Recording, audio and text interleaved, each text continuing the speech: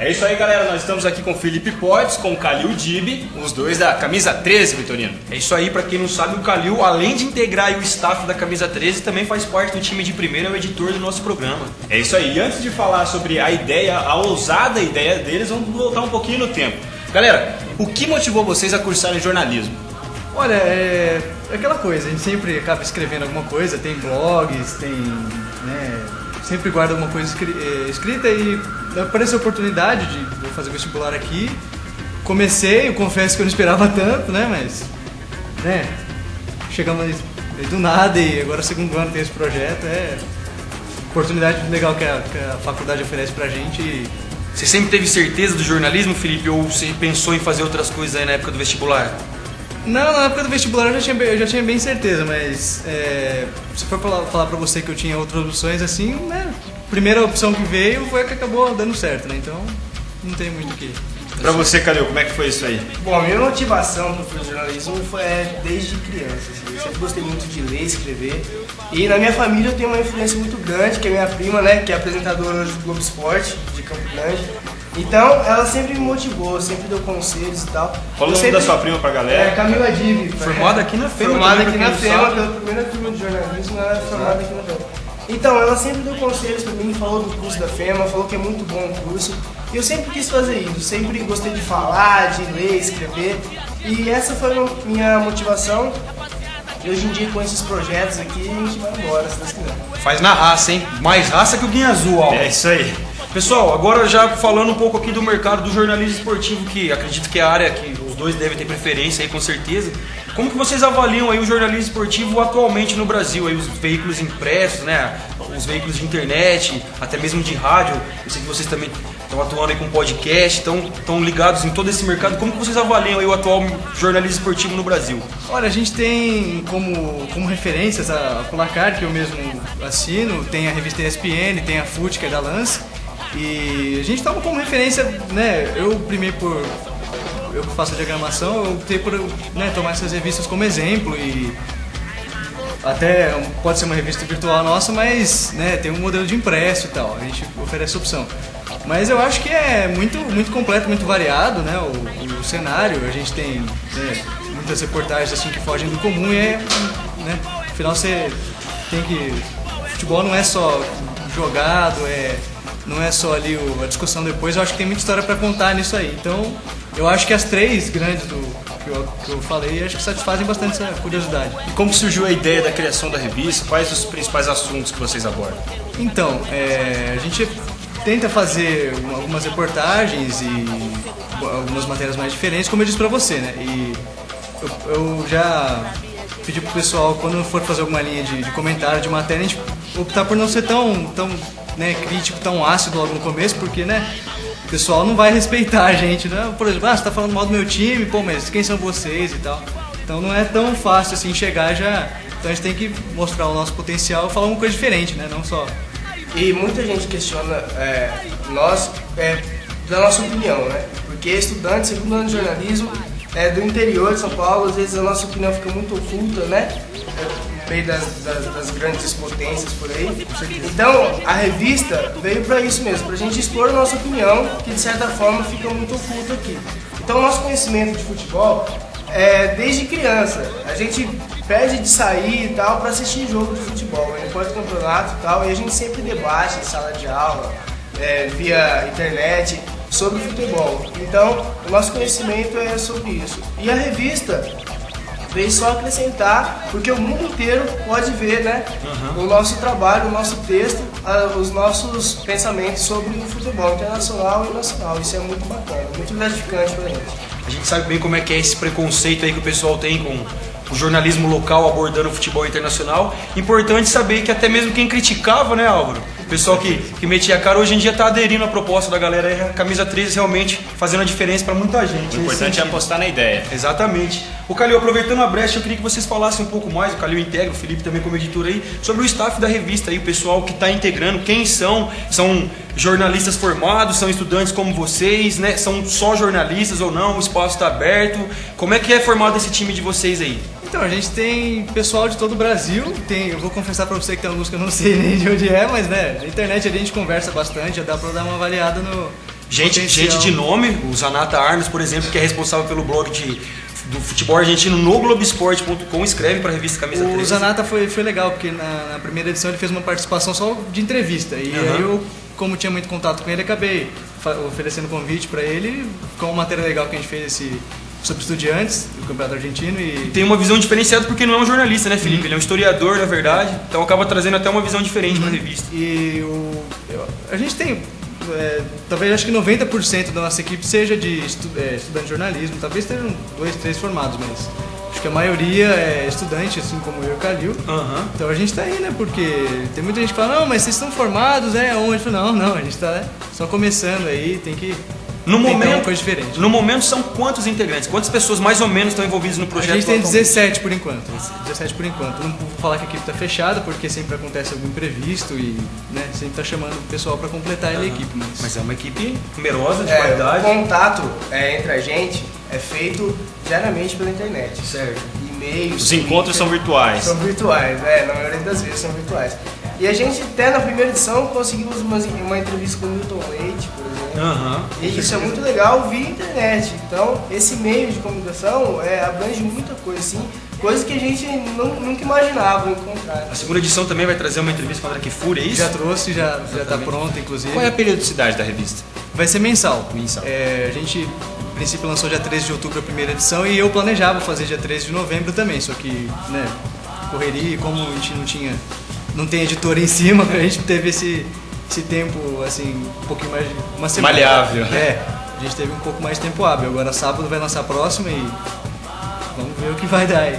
Ainda falando do staff da revista, Calil, fala um pouquinho sobre a sua participação. Você escreve sobre quais campeonatos especificamente, como que é seu trabalho, aí o foco? Bom, eu dou palpite em todos, né? Como a equipe toda faz. Mas a minha área mesmo que eu escrevo, nessa edição vai ser uma reportagem especial sobre o Mais 05, da Alemanha, né? Surpreendendo aí na Bundesliga. Surpreendente, Mais 05. E eu escrevo na primeira edição, eu escrevi sobre o campeonato português, francês e espanhol. Certo. Mas a gente dá palpite, dá pitaco em todas as editorias. Teoricamente, então não tem uma editoria fechada, todo mundo pode escrever sobre... Todo mundo, Legal, bacana. É uma coisa aberta. É um carrossel holandês, mais ou menos, mais ou menos. Ok. E qual é a principal pretensão de vocês com a revista? É lucrar com isso? É divulgar o trabalho? E eu queria saber também de vocês sobre a importância de se adaptar aos novos formatos, às novas tendências. É uma revista digital e também tem o blog, podcasts. Como é que funciona tudo isso? Então, a princípio, eu acho que a longo prazo não é lucrar, na verdade, é divulgar nosso trabalho, porque a gente já está num pequeno centro, né, para a gente poder disputar a vaga no mercado de trabalho com essas pessoas que estão, por exemplo, na Mackenzie, na Casper Libre, é complicado. Então a gente tem que ter o diferencial. Né? A faculdade oferece a estrutura necessária, tanto que senão a gente não estaria fazendo esse projeto, né? Mas lucrar eu acho que não é a ideia inicial e muito menos, né, objetivo. E em relação a lidar com as novas mídias, eu acho que é fundamental. Por exemplo, a gente oferece tanto em 3 formatos, revista, a folheável, que é em flash, tem em PDF, tem também no formato de texto só. Então, né, tem que ter... Eu não acho que a palavra se encaixe muito, mas, né, vale lembrar que às vezes é acessibilidade, né? Você tem que oferecer opção pro leitor. Então, eu acho que... Para leitor de todas as classes, inclusive. E em relação até mesmo podcast, Twitter também, a revista atuando sempre, divulgando os links, né? Então qual que é a importância aí também, Calil, de estar ligado nessas novas tendências? O podcast realizado foi por você e pelo Felipe também gravado, né? As redes sociais também funcionam como os divulgadores aí da revista, né? Sim, eu acho que a internet é um meio espetacular, assim, cara. Muita gente fala, critica esse meio, mas eu acho que veio muito a agregar, entendeu?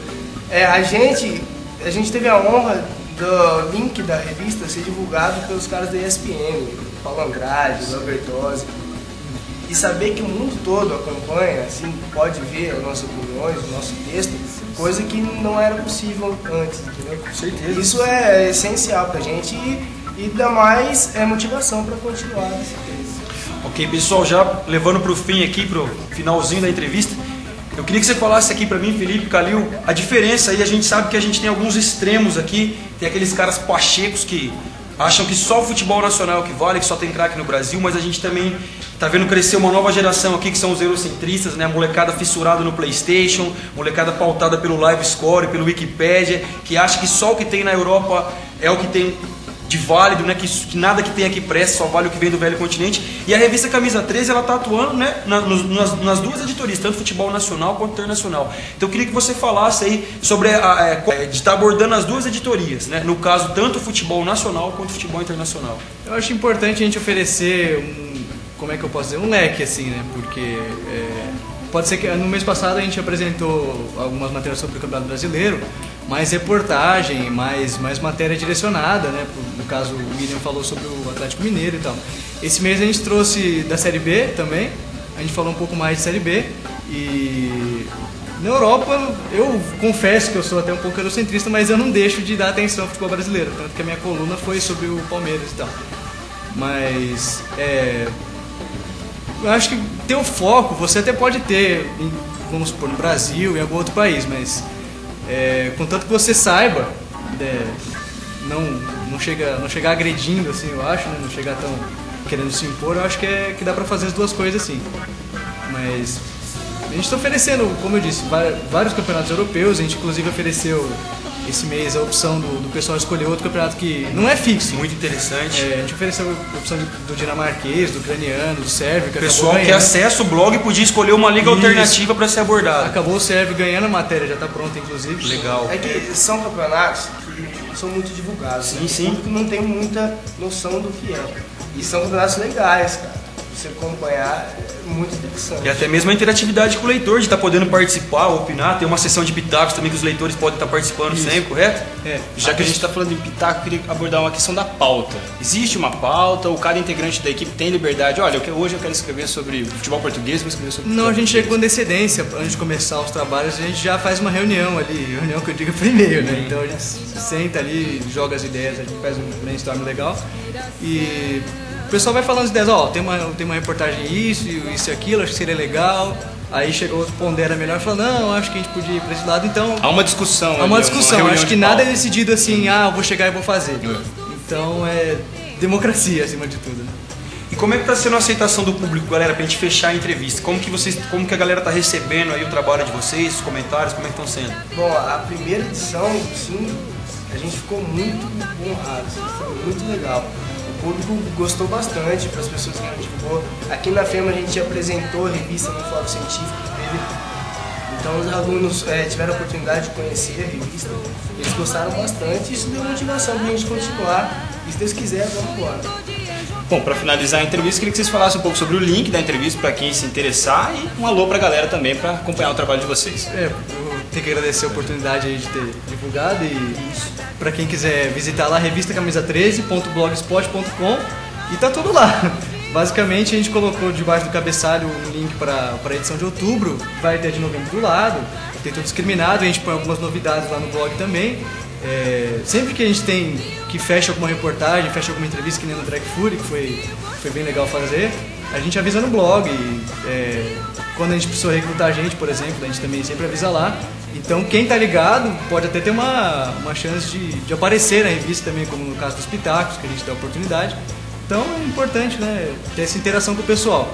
Não vou dizer pra você que a gente teve todo esse feedback, porque foi menos do que eu esperava, mas a interação do público, mas mesmo assim, né, uma coisa que... É assim, a gente começa desse jeito. No começo Já tá fazendo barulho, mais do que a gente imagina.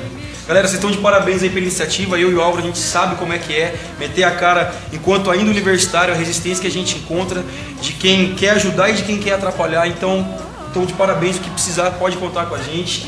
E é isso aí, continuar metendo a cara, vocês estão de parabéns.